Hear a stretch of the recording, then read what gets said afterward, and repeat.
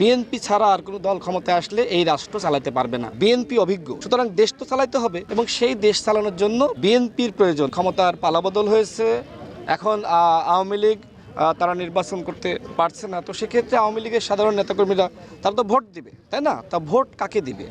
যে দল অসাম্প্রদায়িক, যে দল উদার গণতান্ত্রিক মনায় যারা রাজনীতি করছে, যাদের মধ্যে গণতন্ত্রের চর্চা রয়েছে, সেই দলকেই তো ভোট দিবে। আর রাষ্ট্র পরিচালনা করার জন্য তো একমাত্র দল হিসেবে বিএনপি অভিজ্ঞ, সুতরাং দেশ তো চালাইতে হবে এবং সেই দেশ চালানোর জন্য বিএনপির প্রয়োজন। আমি চ্যালেঞ্জ করে বলতে পারি, বিএনপি ছাড়া আর কোনো দল ক্ষমতায় আসলে এই রাষ্ট্র চালাতে পারবে না। সুতরাং বিএনপিকে ক্ষমতায় আনা অনিবার্য হয়ে পড়েছে এবং তারেক রহমানকে প্রধানমন্ত্রী বানানো অনিবার্য হয়ে পড়েছে। মানুষের মনের মধ্যে কিন্তু সেই উপলব্ধিবোধের জায়গাটা তৈরি হয়েছে যে আগামীতে বিএনপি ক্ষমতায় আসছে এবং তারেক রহমান হবেন আমাদের সকলের প্রধানমন্ত্রী।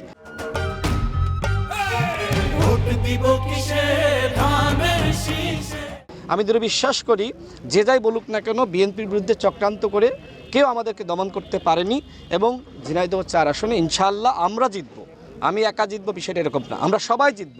এই প্রতীক বেগম খালেদা জিয়ার আমানত, শহীদ প্রেসিডেন্ট জিয়া রহমানের আমানত, তারেক রহমানের আমানত। সুতরাং এই আমানত আমরা ইনশাআল্লাহ রক্ষা করব, আমাদের বিজয় হবে।